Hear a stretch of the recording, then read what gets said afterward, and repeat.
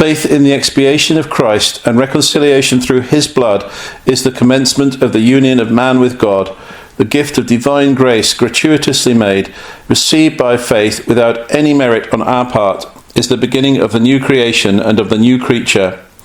That is the faith taught by St. Paul and the apostles. That is the doctrine taught by Luther and the other reformers, as it had never been taught since the apostolic times.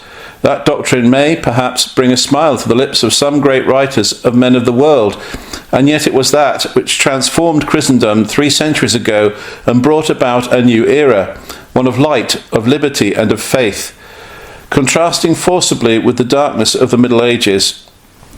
If this book, inferior in many respects to the works of the great historians we have named, has had some success, it is owing not only to the fact that it narrates faithfully the exterior structure of the Reformation, but also, we repeat it, because it sets forth the spirit which pervaded it and shows the heavenly influence by which it renewed the Church. The history of the Reformation has been translated into the greater number of modern languages. In England, the first volumes which became public before there existed an international law to protect the property of foreign authors had 6 different translators and 6 different English editors. In other words, lots of people published it with their own translation, I guess. The work was also translated into German, Dutch, Italian, Swedish, Spanish and Armenian, as well as into Arabic and Hindustani. But the author is not... I wonder, what good these books did. They must have done amazing good. But the author is not aware whether these last 2 translations were printed. There is perhaps no place where the work has been so widely circulated as in the United States of America. It would be almost impossible to ascertain the exact number of copies published there.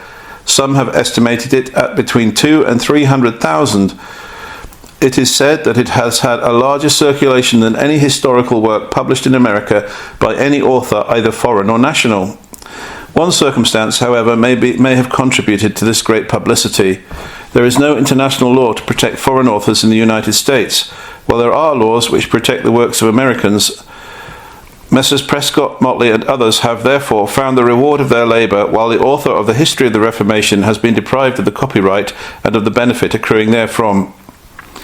The saving thus produced, to his detriment, enabled the American publishers to give the work at a very low price. Literary labours which demand the time, the intellectual powers, the best exertions of an author constitute property and are as deserving of protection as the material result of a workman or of an artisan, who only gives the labour of his arms.